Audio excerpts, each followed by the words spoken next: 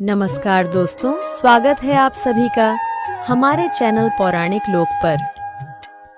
प्रिय देवियों और बहनों, हरियाली तीज का यह पावन पर्व आप सभी के जीवन में खुशियों की बहार लेकर आए। यह त्योहार केवल हरे रंग, झूले और श्रृंगार तक ही सीमित नहीं है, बल्कि यह उस महान त्याग, तपस्या और अटूट प्रेम का प्रतीक है जो माता पार्वती ने भगवान शिव को पाने के लिए किया था। आज इस पावन अवसर पर जब प्रकृति हरी चादर ओढ़कर झूम रही है, जब रिमझिम फुहारें धरती का ताप हर रही हैं, तब हम केवल एक त्योहार नहीं मना रहे, हम उस महागाथा का उत्सव मना रहे हैं जो प्रेम की सबसे पवित्र और कठोर परीक्षा की कहानी है। यह गाथा सती के प्रेम संकल्प और उस तपस्या की है जिसने वैराग्य के शिखर पर बैठे देवाधिदेव महादेव को भी गृहस्थ जीवन में लौटने पर विवश कर दिया। बहनों, यह कथा आपको उस दुनिया में ले जाएगी जहां भक्ति की शक्ति से ब्रह्मांड भी झुक जाता है। तो आइए, अपने पिया के लिए 16 श्रृंगार किए हुए मेरी बहनों दोनों हाथ जोड़कर मेरे साथ माता पार्वती और भगवान भोलेनाथ की इस महायात्रा में डूब जाइए, ताकि हम सब मिलकर उनके त्याग और प्रेम के अमृत का पान कर सकें। कथा का आरंभ होता है दक्ष के महायज्ञ से। वह यज्ञ जो अहंकार की अग्नि में जल रहा था। प्रजापति दक्ष, जो स्वयं को ब्रह्मांड का सबसे महत्वपूर्ण प्राणी मानते थे, अपनी ही पुत्री सती और अपने दामाद जगत के स्वामी भगवान शिव का अपमान करने पर तुले थे। जब निमंत्रण के बिना भी सती पिता के मोह में बंधी वहां पहुंची, तो उन्हें स्वागत में पुष्प नहीं बल्कि अपमान के कांटे मिले। उनके पिता ने उनके प्राणप्रिय पति भोलेनाथ के लिए ऐसे शब्द कहे जो किसी भी पतिव्रता नारी के लिए मृत्यु से भी बढ़कर थे। सती का कोमल हृदय यह अपमान सहन न कर सका। उनकी आंखों से अश्रु नहीं बल्कि अग्नि बरस रही थी। उन्होंने उस भव्य यज्ञ मंडप में खड़े होकर कहा, हे पिताश्री, आपने केवल मेरे पति का नहीं बल्कि इस संपूर्ण ब्रह्मांड के पिता का अपमान किया है। यह शरीर जो आपकी पुत्री कहलाता है, अब मेरे लिए बोझ बन गया है। मैं इस शरीर को उसी यज्ञ की अग्नि में समर्पित करती हूं जिसे आपने अपने अहंकार को पोषित करने के लिए रचा है। और यह कहकर योग अग्नि से उन्होंने अपने नश्वर देह का त्याग कर दिया। यह समाचार जब कैलाश पर पहुंचा तो समय रुक गया, हवाएं थम गईं। शिव, जो समाधि में लीन थे, उनकी चेतना लौटी और उनके भीतर का वैरागी एक प्रलयनकारी क्रोध में बदल गया। उनका तीसरा नेत्र खुलने को था। उनके जटाओं से जन्मे वीरभद्र ने दक्ष के यज्ञ को श्मशान बना दिया। किंतु यज्ञ विध्वंस के बाद भी शिव का दुख शांत नहीं हुआ। कैलाश, जो कभी शिवसती के प्रेम से जीवंत था, अब एक बर्फीला मौन रेगिस्तान बन गया था। शिव के गढ़ उदास थे, नंदी की आंखों में नमी थी और स्वयं महादेव अपनी प्रियतमा के जले हुए वस्त्रों के अवशेषों को लिए ब्रह्मांड में विक्षिप्त की भांति घूमने लगे। उनका दुख इतना गहरा था कि उन्होंने स्वयं को संसार की हर भावना से, हर मोह से, हर रिश्ते से तोड़ लिया। वे पुनः एक परम वैरागी बन गए और हिमालय की सबसे दुर्गम कंदरा में ऐसी समाधि में लीन हुए जहां से उन्हें कोई वापस नहीं ला सकता था। बहनों, उस काल की कल्पना कीजिए, ऐसा समय जब जगत के पालनहार विष्णु अपनी योग निद्रा में थे, जब सृष्टिकर्ता ब्रह्मा अपने सृजन में व्यस्त थे और जब संहार के देवता, कल्याण के स्वामी देवाधिदेव महादेव शोक में थे। उनका शोक कोई साधारण शोक नहीं था। यह उस योगी का दुख था जिसने पहली बार प्रेम किया था और उसे खो दिया था। सती के जाने के बाद कैलाश पर्वत नहीं रहा था, वह शिव के जमे हुए आंसुओं का एक विशाल मौन स्तूप बन गया था। नंदी की प्रतीक्षा में झुकी गर्दन कभी ऊपर नहीं उठती थी। शिव के गणों का उल्लास एक अंतहीन सन्नाटे में खो गया था। शिव समाधि में थे, पर यह वह समाधि नहीं थी जो ब्रह्मांड का संतुलन करती थी। यह शून्य की समाधि थी, एक ऐसी गहरी रिक्तता जहां से कोई प्रतिध्वनि नहीं लौटती थी। इस रिक्तता का प्रभाव तीनों लोकों पर पड़ रहा था। धर्म और अधर्म का संतुलन बिगड़ रहा था। प्रेम की भावना संसार से लुप्त हो रही थी। रिश्ते केवल औपचारिकता बन गए थे। प्रकृति में भी वह उल्लास नहीं था। सब कुछ था पर प्राण नहीं थे, क्योंकि ब्रह्मांड के प्राण, उसके शिव, तो स्वयं प्राणहीन होकर बैठे थे। सभी देवता असहाय थे। वे जानते थे कि शिव को इस महाशून्य से केवल एक ही शक्ति बाहर ला सकती है, और वह थी स्वयं शक्ति। उधर सती ने देह त्यागते हुए संकल्प लिया था, हे प्रभु, हर जन्म में, हर रूप में मैं केवल आपकी ही थी, आपकी ही हूं और आपकी ही रहूंगी। इसी संकल्प की शक्ति ने उन्हें पुनः पृथ्वी पर अवतरित होने का मार्ग दिखाया। वे पर्वतराज हिमालय और महारानी मैना के घर में जन्मी। पर्वत की पुत्री होने के कारण उनका नाम हुआ पार्वती। उनके जन्म से हिमालय का राज्य प्रकाशमान हो गया, किंतु कोई नहीं जानता था कि यह नन्ही सी बालिका अपने भीतर शिव को पाने की एक ज्वालामुखी जैसी इच्छा लिए हुए जन्मी थी। और इस बार उन्हें केवल शिव को पाना ही नहीं था, बल्कि उस वैराग्य की चट्टान को तोड़ना था जिसे शिव ने अपने चारों ओर बना लिया था। और इसी दिव्य विधान के अंतर्गत ब्रह्मांड की सामूहिक प्रार्थना ने आकार लिया। वह प्रार्थना एक कन्या बनी और उसने अपने लिए वह घर चुना जो पृथ्वी पर स्वर्ग कहलाता था, पर्वतराज हिमालय का घर। पर्वतराज हिमालय के राज्य में किसी वस्तु की कमी नहीं थी। उनकी चोटियां स्वर्ण से चमकती थीं, उनकी घाटियों में कस्तूरी मृग विचरते थे और उनकी नदियों का जल अमृत था। उनकी पत्नी महारानी मैना साक्षात ममता और करुणा की प्रतिमूर्ति थी, पर उनके जीवन में एक ही दुहक था, उनके कोई संतान नहीं थी। वे नित्य प्रतिदिन भगवान की आराधना करती और एक पुत्री की कामना करती। और फिर एक दिन उनकी प्रार्थना सुनी गई। महारानी मैना ने एक दिव्य स्वप्न देखा जिसमें एक तेजोमयी ज्योति उनके गर्भ में प्रवेश कर रही थी। जब वे जागी तो उनका कक्ष एक दिव्य सुगंध से महक रहा था। कुछ समय पश्चात उन्होंने एक कन्या को जन्म दिया जिसके मुख पर चंद्रमा का तेज और आंखों में ब्रह्मांड की गहराई थी। पर्वत की पुत्री होने के कारण उनका नाम रखा गया पार्वती। पार्वती का बचपन किसी देवलोक की कहानी जैसा था। जब वे हंसती तो सूखी टहनियों पर कलियां खिल उठती, जब वे चलती तो उनके पीछे पीछे हिरणों और मोरों के झुंड चलने लगते। महारानी मैना उन्हें संसार के सबसे कीमती वस्त्रों और आभूषणों से सजाती, पर पार्वती का मन तो कहीं और ही रमा था। वे अपनी सखियों के साथ खेलते खेलते अचानक रुक जाती, अपनी आंखें बंद कर लेती और मुस्कुराने लगती। एक बार मैना ने पूछा, पुत्री, तुम आंखें बंद करके किसे देखकर मुस्कुरा रही हो? नन्ही पार्वती ने तुतलाती हुई आवाज में कहा, मां, वो देखो, कैलाश पर मेरे स्वामी जटाओं में चांद सजाए बैठे हैं। वे उदास हैं, मैं उन्हें हंसाने की कोशिश कर रही हूं। मैना इसे बाल लीला समझकर हंस देती, पर उनके हृदय में एक अनजाना सा भय बैठ जाता। वे अपनी पुत्री के भविष्य के लिए चिंतित रहती। जैसे जैसे पार्वती बड़ी होती गईं, उनका यह स्वभाव और भी गहरा होता गया। वे घंटों घंटों महल के मंदिर में बैठकर मिट्टी से एक आकृति बनाती और फिर उसी से बातें करती। प्रभु, आप भोजन क्यों नहीं करते? देखिए, मैं आपके लिए माखन लाई हूं। स्वामी, आप इतने चुप क्यों हैं? क्या आप मुझसे बात नहीं करेंगे? उनकी बातें सुनकर महल की दासियां भी हैरान रह जाती। यह कोई साधारण भक्ति नहीं थी, यह एक गहरा जन्मों जन्मांतर का संबंध था जिसे केवल पार्वती महसूस कर सकती थी। उन्होंने अपने मन, वचन, कर्म और आत्मा से शिव को अपना पति मान लिया था, उस शिव को जिनसे वे कभी मिली भी नहीं थीं, जिन्हें संसार एक वैरागी और अघोरी के रूप में जानता था। पार्वती अब विवाह योग्य हो चुकी थी। उनका सौंदर्य ऐसा था कि देवता भी मोहित हो जाते। उनके लिए देश विदेश के सबसे प्रतापी राजाओं और राजकुमारों के प्रस्ताव आने लगे। हिमालय और मैना चाहते थे कि उनकी पुत्री किसी चक्रवर्ती सम्राट की महारानी बने और राजसुख भोगे। एक दिन उन्होंने एक भव्य स्वयंवर का आयोजन करने का निश्चय किया। जब यह बात पार्वती को पता चली तो वे अपनी मां के पास गईं। उनकी आंखों में न तो कोई लज्जा थी न कोई भय, केवल एक अडिग निश्चय था। मां, उन्होंने शांत किंतु दृढ़ स्वर में कहा, आप ये स्वयंवर का आयोजन रोक दीजिए। मैना ने आश्चर्य से कहा, क्यों पुत्री, क्या तुम्हें इनमें से कोई भी राजकुमार पसंद नहीं? पार्वती ने उत्तर दिया, मां, पसंद या नापसंद का प्रश्न तब उठता है जब विकल्प हो।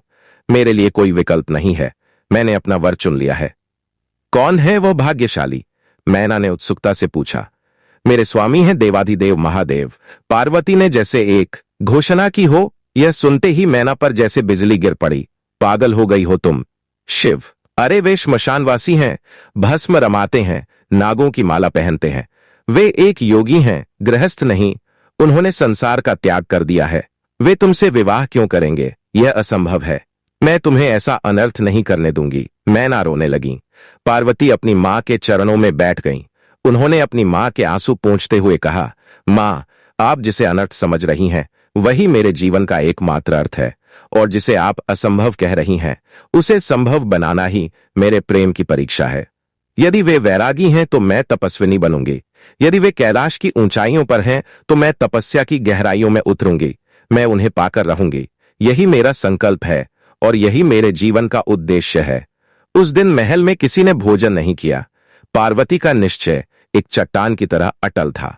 उन्होंने अपने राजसी वस्त्रों को अग्नि में डाल दिया, अपने कीमती आभूषणों को उतारकर दासियों में बांट दिया और अपने घने काले केशों को एक तपस्विनी की भांति जटाओं में बांध लिया। जब वे वल्कल वस्त्र पहनकर अपने माता पिता से विदा लेने आईं, तो उनका रूप देखकर पत्थर भी पिघल जाएं। हिमालय ने रुंधे हुए कंठ से कहा, पुत्री, यह क्या हठ है? वन का जीवन बहुत कठिन है। पार्वती ने अपने पिता के चरण स्पर्श किए और कहा, पिताजी, मेरे शिव को पाने के मार्ग से अधिक कठिन और कुछ नहीं हो सकता। मुझे आशीर्वाद दीजिए।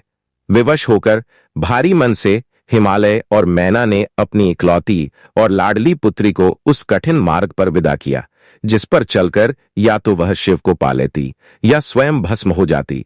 पार्वती ने वन में प्रवेश किया। वह कोई साधारण वन नहीं था। वह देवदार और भोजपत्र के वृक्षों का एक गहन रहस्यमयी संसार था, जहां सूर्य की किरणें भी धरती तक पहुंचने से डरती थीं। वहां हिंसक सिंह और व्याघ्र दहाड़ते थे, विषैले सर्प फुफकारते थे, पर पार्वती के मन में लेशमात्र भी भय नहीं था। उनका मन तो केवल उस स्थान को खोज रहा था जहां बैठकर वे अपने आराध्य की तपस्या कर सकें। अंततः उन्हें गंगा के किनारे एक पवित्र स्थान मिला। उन्होंने अपने हाथों से उस स्थान को साफ किया, एक छोटी सी कुटिया बनाई और अपने चारों ओर अग्नि के 4 कुंड स्थापित किए। 5वीं अग्नि के रूप में सूर्य देव स्वयं उनके सिर पर तप रहे थे। इसे कहते हैं पंचधूनी तप। उनकी तपस्या का प्रथम चरण आरंभ हुआ। ग्रीष्म की दोपहर में, जब चट्टानें भी पिघलने लगती थीं, पार्वती उन अग्निकुंडों के बीच बैठकर शिव के नाम का जाप करतीं। अग्नि की लपटें उनके कोमल शरीर को झुलसातीं, पर वे अविचल रहतीं। वे अग्नि से कहतीं, हे अग्निदेव, तुम मुझे क्या जलाओगे? मेरे हृदय में तो मेरे स्वामी के विरह की अग्नि इससे भी सहस्त्र गुना अधिक है। तुम तो केवल मेरे इस नश्वर शरीर को तपा रहे हो, पर मेरी आत्मा तो मेरे शिव के चरणों में समर्पित है। जब वर्षा ऋतु आती, तो वे खुले आकाश के नीचे बैठ जाती। बादलों की गर्जना उन्हें शिव के डमरू जैसी लगती, बिजली की चमक उन्हें शिव के तीसरे नेत्र का तेज लगती, और वर्षा की बूंदें उन्हें गंगा की धारा लगती, जो शिव की जटाओं से निकल रही हो। वे भीगती रहतीं, कांपती रहतीं, पर उनका ध्यान नहीं टूटता। शीत ऋतु में जब हिमालय की चोटियां बर्फ से ढक जातीं और नदी का जल जम जाता, वे उस बर्फीले जल के भीतर खड़ी होकर तप करतीं। उनका शरीर नीला पड़ जाता, पर उनके होठों पर केवल एक ही मंत्र होता, ओम नमः शिवाय। उन्होंने पहले केवल फल खाकर तप किया। सैकड़ों वर्ष बीत गए, फिर उन्होंने फल भी त्याग दिए और केवल वृक्षों से गिरे सूखे पत्ते खाकर तप करने लगीं। कई और 100 वर्ष बीत गए। जंगल के जानवर अब उनके मित्र बन गए थे। सिंह उनके चरणों में आकर बैठता, सर्प उनके चारों ओर कुंडली मारकर पहरा देते और पक्षी उनके सिर पर बैठकर चहचहाते। प्रकृति ने उनकी तपस्या के आगे सिर झुका दिया था। हजारों वर्ष बीत चुके थे।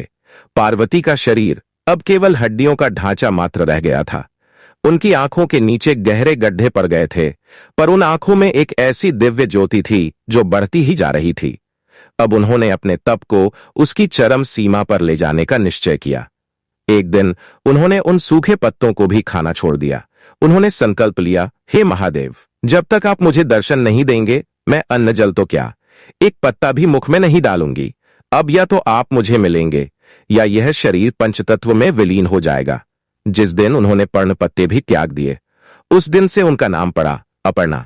यह त्याग की पराकाष्ठा थी, यह हठयोग की अंतिम सीमा थी। उनका यह संकल्प इतना शक्तिशाली था कि देवलोक का सिंहासन भी कांप उठा। इंद्र का वज्र हाथ से छूट गया, ब्रह्मा का कमंडलू हिल गया और विष्णु की योग निद्रा में भी व्यवधान पड़ गया। सभी देवता घबराकर ब्रह्मा जी के पास पहुंचे। हे पितामह, अनर्थ हो रहा है। पार्वती का तप संसार के संतुलन को बिगाड़ रहा है।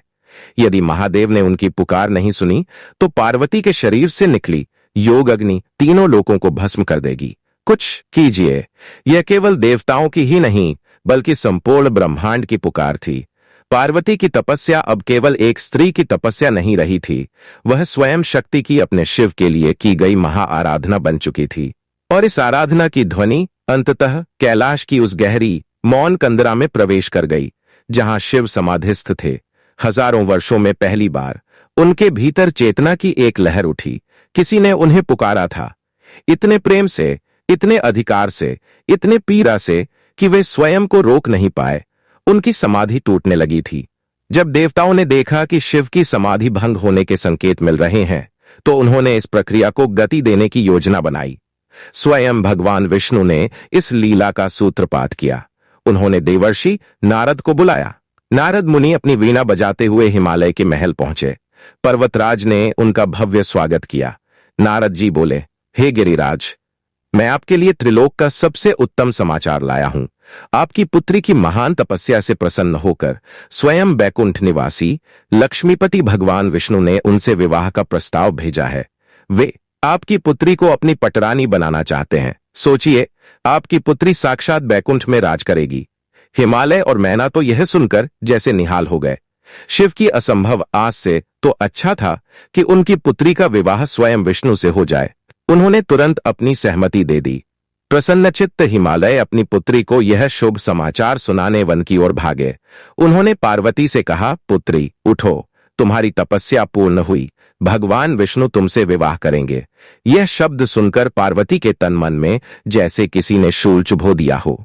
उन्होंने अपनी आंखें खोलीं और उनकी आंखों से गंगा जमुना की धारा बह निकली। वे बोलीं, पिताजी, यह आपने क्या कह दिया? जिस मन में मैंने महादेव को बसाया है, उसमें किसी और की कल्पना भी पाप है। जिन होठों से मैंने शिव का नाम जपा है, वे किसी और का वरण कैसे कर सकते हैं? यह शरीर, यह आत्मा, सब कुछ मेरे शिव का है। आपने विष्णु जी को वचन देकर मेरे प्रेम, मेरी तपस्या और मेरे अस्तित्व सबका अपमान किया है। अब मेरे लिए मृत्यु ही एकमात्र मार्ग है। पार्वती का ऐसा रौद्र और दुखी रूप देखकर हिमालय कांप उठे। वे अपनी भूल पर पछताते हुए महल लौट आए। पार्वती अपनी सबसे प्रिय सखी जया के गले लगकर फूट फूट कर रोने लगीं। जया ने अपनी सखी को संभालते हुए कहा, नहीं पार्वती, तुम प्राण नहीं त्यागोगी। प्रेम के लिए जीना पड़ता है, मरना नहीं। यदि तुम्हारे माता पिता धर्म संकट में हैं, तो मैं तुम्हें इस संकट से दूर ले जाऊंगी। मैं तुम्हारा हरण करूंगी। और वही हुआ। श्रावण मास के शुक्ल पक्ष की रात्रि में जया चुपके से पार्वती को वन में और भी गहरे एक गुप्त गुफा में ले गई। क्योंकि सखी ने पार्वती का हरण किया था, इसलिए आगे चलकर इस तिथि को हरतालिका के नाम से जाना गया। उस गुफा में पार्वती ने अपनी अंतिम और सबसे गहन साधना आरंभ की। श्रावण का महीना अपने पूरे यौवन पर था। चारों ओर हरियाली की मखमली चादर बिछी थी, जिसे देखकर मन मयूर हो उठता था। इसी हरियाल वातावरण के कारण इस समय की तृतीया को हरियाली तीज का नाम मिला था। पार्वती ने नदी के तट से गीली मिट्टी ली और अपने हाथों से एक शिवलिंग का निर्माण किया। वह शिवलिंग नहीं, उनके सपनों, उनकी आशाओं और उनके संपूर्ण प्रेम का साकार रूप था। वे दिन रात उसी की सेवा में लगी रहतीं।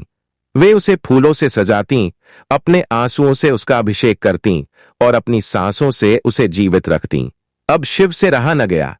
पार्वती के प्रेम ने उनके वैराग्य को पिघला दिया था, पर अभी भी शिव सती की अंतिम परीक्षा लेना चाहते थे। वे एक बूढ़े जटाधारी ब्रह्मचारी का वेश धरकर पार्वती की गुफा के पास पहुंचे। उन्होंने पार्वती से कहा, हे देवी, क्यों इस सुंदर काया को नष्ट कर रही हो? किसके लिए? अपने स्वामी महादेव के लिए, पार्वती ने बिना आंखें खोले उत्तर दिया। यह सुनते ही ब्रह्मचारी वेशधारी शिव ने शिव की निंदा का लंबा प्रलाप शुरू कर दिया। शिव, अरे वह तो महा अमंगलकारी है। श्मशान उसकी चौपाल, भूत प्रेत उसके संगी, चिता की भस्म उसका श्रृंगार, विषधर नाग उसके आभूषण। वह नंग धड़ंग घूमने वाला भिखारी तुम्हारे योग्य कैसे हो सकता है? वह तुम्हें क्या सुख देगा? अरे वह तो कामदेव को भस्म कर चुका है। वह प्रेम करना क्या जाने। मेरी मानो, इस जिद को छोड़ो। पहले तो पार्वती सब सुनती रहीं, पर जब उस ब्रह्मचारी ने कामदेव को भस्म करने की बात कही, तो वे क्रोध से खड़ी हो गईं। उनकी आंखों में ज्वाला धक रही थी। वे बोलीं, चुप हो जा मूर्ख, तू मेरे शिव का मर्म क्या जाने। हाँ, वे श्मशान में रहते हैं क्योंकि वे सिखाते हैं कि यही तन का अंतिम सत्य है, इसलिए अहंकार मत करो। हाँ, वे भस्म रमाते हैं क्योंकि वे सिखाते हैं कि वैराग्य ही अंतिम सौंदर्य है। हाँ, उनके संगी भूत प्रेत हैं क्योंकि जिन्हें संसार ठुकरा देता है, मेरे भोलेनाथ उन्हें भी अपना लेते हैं। और रही बात कामदेव को भस्म करने की, तो उन्होंने काम को नहीं, काम के अभिमान को भस्म किया था। वे प्रेम के नहीं, वासना के शत्रु हैं। उनका प्रेम तो इतना गहरा है कि उसे पाने के लिए शक्ति को भी तप करना पड़ता है। तू मेरे स्वामी की निंदा करके पाप कर रहा है और मैं उसे सुनकर पाप की भागी बन रही हूं। मैं अभी इस स्थान को त्यागती हूं। जैसे ही पार्वती ने वहां से जाने के लिए मुड़ी, एक चमत्कार हुआ। पीछे से आवाज आई, रुको पार्वती। पार्वती ने पलटकर देखा तो उनके सामने वह बूढ़ा ब्रह्मचारी नहीं बल्कि उनके सपनों के स्वामी, उनके आराध्य, उनके प्राण प्रिय साक्षात भगवान शिव अपने पूरे दिव्य स्वरूप में खड़े थे। जटाओं में गंगा की धारा, मस्तक पर दूज का चांद, गले में सर्पों की माला, हाथ में त्रिशूल और डमरू, और मुख पर एक ऐसी मुस्कान जिस पर करोड़ों ब्रह्मांड न्योछावर हो जाए। पार्वती जहां थीं वहीं मूर्ति की तरह स्थिर हो गईं। उनकी आंखों से अविरल अश्रुधारा बह रही थी जो उनके हजारों वर्षों की पीड़ा और प्रतीक्षा को धो रही थी। शिव ने आगे बढ़कर उनका हाथ थाम लिया। हे पार्वती, मैं ही तुम्हारी परीक्षा ले रहा था। तुम्हारे प्रेम की दृढ़ता और तुम्हारी भक्ति की गहराई ने आज मेरे वैराग्य को सदा सदा के लिए पराजित कर दिया। मैं तुम्हें अपनी अर्धांगिनी के रूप में स्वीकार करता हूं। यह श्रावण मास के शुक्ल पक्ष की तृतीया का दिन था। प्रकृति में हरियाली अपने चरम पर थी। शिव और शक्ति का महामिलन हो रहा था। भगवान शिव ने वरदान दिया, हे पार्वती, आज का यह पवित्र दिन जब प्रकृति में चारों ओर हरियाली है और हमारा मिलन हुआ है, हरियाली तीज के नाम से जाना जाएगा। इस दिन जो भी विवाहित स्त्री तुम्हारी तरह श्रद्धा रखकर मेरा और तुम्हारा पूजन करेगी, 16 श्रृंगार करेगी और व्रत रखेगी, उसे मेरे आशीर्वाद से अखंड सौभाग्य की प्राप्ति होगी। उसके पति की आयु लंबी होगी और उसका दांपत्य जीवन सुखमय रहेगा। और जो भी अविवाहित कन्या इस दिन व्रत करेगी, उसे तुम्हारे जैसा ही मनवांछित वर प्राप्त होगा। इसके बाद शिव ने वचन दिया कि वे शीघ्र ही बारात लेकर हिमालय के घर आएंगे और पूरे विधि विधान से उन्हें अपनी पत्नी बनाकर कैलाश ले जाएंगे। वे दोनों अपने माता पिता के पास लौटे, जहां दुह का स्थान आनंद के महोत्सव ने ले लिया। हे सौभाग्यवती देवियों, यह कथा यहीं समाप्त नहीं होती। यह हर वर्ष हर हरियाली तीज पर आपके और हमारे जीवन में पुनः जीवंत हो उठती है। जब आप इस दिन अपने हाथों में मेहंदी रचाती हैं, तो यह केवल एक रंग नहीं, यह माता पार्वती के उस गहरे प्रेम और तप का प्रतीक है जो उनके रोम रोम में बस गया था। जब आप हरे वस्त्र और हरी चूड़ियां पहनती हैं, तो आप उस प्रकृति का सम्मान करती हैं जो शिव शक्ति के मिलन की साक्षी बनी और खुशी से झूम उठी थी। जब आप अपनी सखियों के संग झूला झूलती हैं, तो आप माता पार्वती के उस उल्लास को जीती हैं जो उन्हें हजारों वर्षों की कठोर तपस्या के बाद अपने शिव से मिलकर मिला था। जब आप गीत गाती हैं, तो आप उन मंगलाचारों को गाती हैं जो उस दिव्य विवाह के अवसर पर गाए गए थे। और जब आप निर्जला व्रत रखती हैं, तो आप पार्वती के उस सर्वोच्च त्याग अपर्णा को एक छोटी सी श्रद्धांजलि देती हैं जिसने महादेव के वैराग्य को भी पिघला दिया था। यह तीज केवल एक त्योहार नहीं, यह एक वचन है, एक विश्वास है, एक विश्वास है। यह इस बात का उत्सव है कि हर स्त्री के भीतर एक पार्वती बसती है जो अपने प्रेम और अपने परिवार के लिए किसी भी सीमा तक जा सकती है। भगवान भोलेनाथ और माता गौरी आप सभी के जीवन में प्रेम, सुख और अखंड सौभाग्य का वरदान दें। प्रेम से बोलिए, हर हर महादेव, जय गौरी शंकर।